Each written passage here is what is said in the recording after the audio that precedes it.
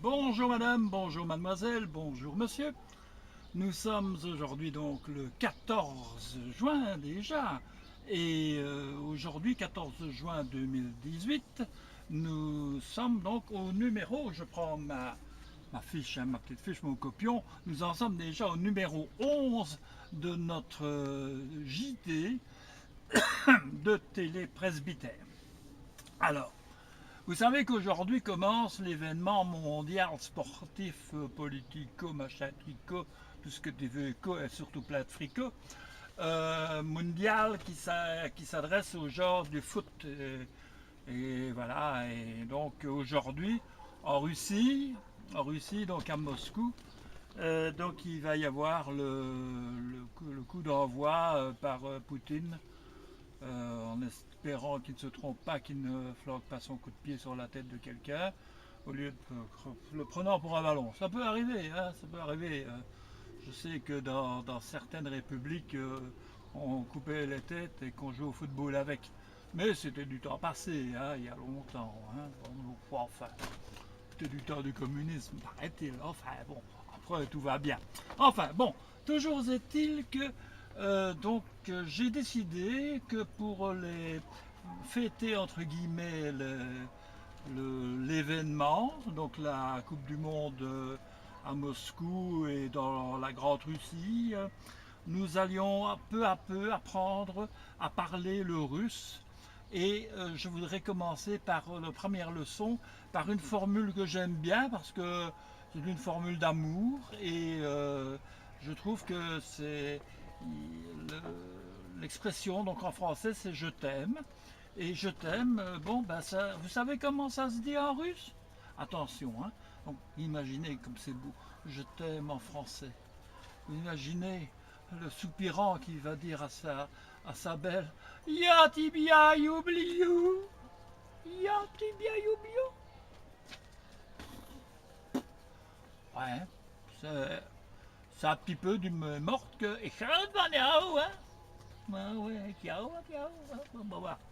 Bon, enfin, toujours est-il que vous avez appris comme ça à parler cyrillique, hein. C'est déjà ça, à parler russe, mais attention, tous les cyrilliques ne sont pas les mêmes. Par exemple, en Géorgie, et j'en sais quelque chose, hein, j'ai quand même passé un peu géorgien sur les bords, pareil sur les bords d'ailleurs, hein, sur les nerfs surtout. Donc, mon passé géorgien m'a appris que la même formule je t'aime ne se prononce pas du tout de la même manière quand on est originaire de Koutaïssi, par exemple, en Géorgie. Hein, la Géorgie, c'est quand même le berceau, le pays natal de Joseph Staline, quand même. Eh bien, je t'aime, là, ça se dit Mirwaharch. Mirwaharch. C'est un peu plus joli, je trouve, que Yatibiayoubliou. Enfin bon, voilà, vous avez appris quelque chose, vous ne repartirez pas idiot. Et tout à l'heure, quand vous regarderez l'équipe russe et l'équipe d'Arabie Saoudite, hein, bon ben, vous saurez à qui dire Yatibiayoubliou à la place. Hein, bon.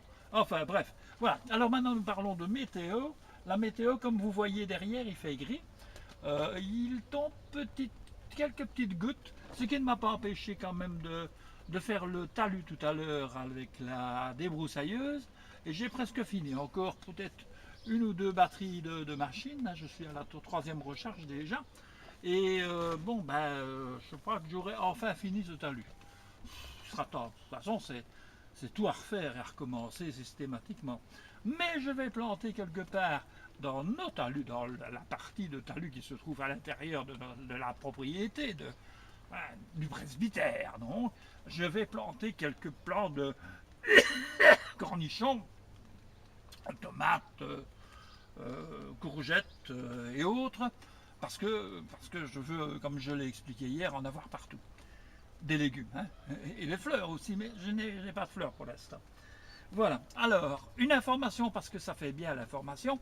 Donc, vous avez certainement vu ou entendu ou lu qu'à Liège, un jugement a été rendu, acquittant, en quelque sorte, un monsieur qui avait été condamné à une amende administrative de 70 € pour avoir fait pipi dans la rue. Donc, le monsieur, pris d'un urgent besoin, généralement, c'est quand on est pris d'un urgent besoin qu'on fait pipi dans la rue. Hein. Bon, pris d'un urgent besoin, se trouvant à un endroit où il n'y avait pas de pissodrome, de pissotière, il faut dire qu'il y en a très peu à Liège, hein, et quand il y en a même avec des monnayeurs, ben, ils ne fonctionnent pas. Donc c'est très difficile de faire pipi, il faut rentrer dans un bistrot, et dans un bistrot on peut toujours te dire oui mais tu n'es pas obligé de consommer, mais n'empêche que on regarde un drôle d'air si tu vas directement à la toilette et que tu reviens. Hein. Faut pas pousser, hein, bon. Enfin toujours est-il que le monsieur, donc il a fait pipi, et il s'est fait prendre par un policier qui lui a dit là tu ne peux pas faire pipi sur la voie publique. Hein, ça, en plus c'était sur la voie publique, mais il dit oui mais je remarquais que les chiens non plus ne peuvent pas faire pipi sur la voie publique, mais sur le caniveau, donc sur le caniveau, sur la valoir, là où l'eau s'en va dans les égouts. Et lui faisait la même chose qu'un chien, donc il s'est penché sur le caniveau. Et alors il a fait valoir ça au tribunal pour contester donc cette amende administrative de 70 €. Et le juge lui a dit, ben oui monsieur, vous avez raison. Alors, dorénavant, ça fait une jurisprudence. Donc, maintenant, il est autorisé de faire pipi sur les caniveaux à Liège, hein, au moins à Liège en tout cas. Donc, quand vous voyez un caniveau que vous allez faire pipi, enfin, caniveau, donc c'est un avaloir, quoi, hein, un truc où par l'eau, de la rigole, quoi. Hein. Et bien, quand vous voyez là, vous pouvez aller faire pipi. Seulement, attention quand même. Parce que en faisant pipi de la sorte, vous allez vous exposer au regard d'un paquet de gens et peut-être de petits enfants qui passent dans la rue et qui vont vous voir faire pipi, sortir votre engin. Psst, psst, psst. Évidemment, ce ne sera pas un délit le fait d'avoir fait pipi dans le caniveau, mais ce sera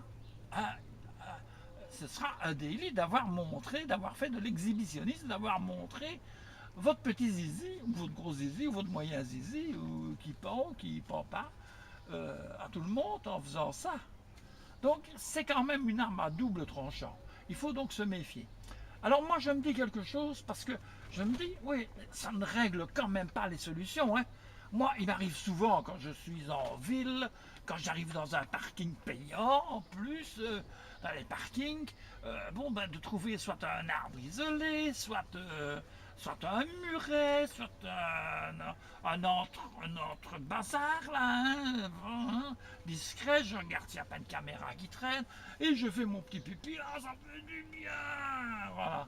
Ah, voilà, bon, avec vous voulez, quand il n'y a pas tout essayé, il n'y a rien, vous ne savez pas faire pipi. Car là, vous allez faire pipi dans votre main, puis garder ça après, vous imaginez, une quantité de pipi, ça dépasse la main. Hein? Donc voilà. Donc maintenant, je vais proposer quelque chose à tous mes auditeurs, à tous mes téléspectateurs, aux hommes hein, principalement, quoique les femmes pourraient le faire aussi. Hein. Elles devraient d'ailleurs le faire parce qu'il y a encore moins de toilettes pour les femmes. Hein.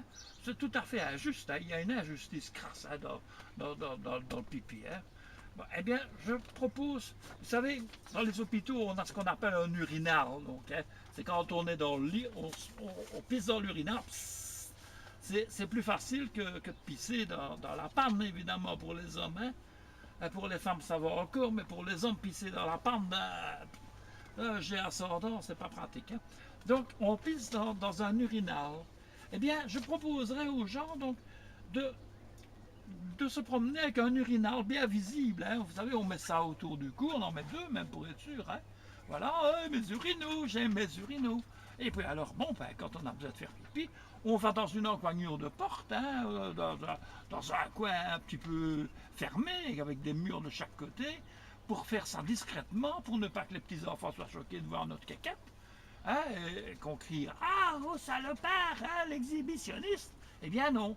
Alors on fait pipi directement dans son urinal, on ne salit pas, en dessous, on a fait pipi dans son urinal sur la rue, mais pas sur la rue. Donc voilà, dans la rue, mais pas sur la rue.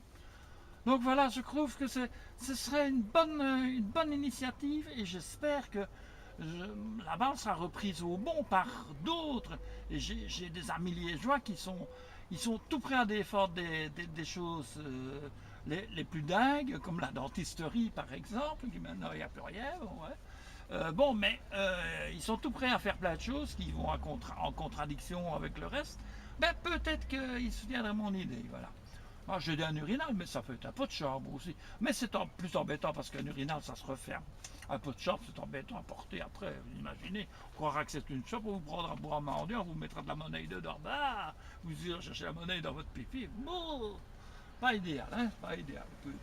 C'est pas vraiment bon. Hein. Alors voilà, qu'est-ce que je dois encore dire? Bah, rappelez que demain à 11 heures, donc demain le 15 à 11 heures, à la zone de je ne sais plus comment, d'épuration, donc à la zone d'épuration de Houpeil, quelque part là en dessous, là près de l'eau, hein, il y a un bâtiment avec une forme bizarre. Et bien dans ce bâtiment-là, donc aura lieu une conférence très intéressante où j'espère voir mes amis du PTB parce que ça, hein, du PTB, de Visée aussi et de Doupey, hein, puisque les deux sujets seront abordés, notamment Cherat, certainement Trilogie Peur, et en plus le devenir de Sartel ici à Outa Saint-Siméon. Je pense que c'est une conférence qui peut être intéressante, où on peut apprendre des choses, où on peut suggérer des choses. D'ailleurs, j'envisage moi-même de rappeler quelques-uns de mes projets de Cherat. Ah oui, l'emmerdeur de service sera encore là. Eh bien, mesdames et messieurs, après ce journal extraordinaire qui a été un peu plus long que coutume, mais vous y avez appris quelque chose, eh bien, je ne peux vous dire qu'une chose. Passez une bonne soirée, regardez le match éventuellement, vous verrez là, sur place, les deux plus gros producteurs mondiaux de pétrole, hein, extraordinaire. Voilà, vous verrez les deux plus grandes démocraties citronnées du monde. Enfin, quoi, il y en a d'autres, hein, mais enfin bon, ça c'est les plus grandes hein, au niveau de citronner les gens. Voilà, bon. Voilà, bon. Alors, ceci dit, eh bien, je n'ai plus rien à dire. Bonne nuit les petits.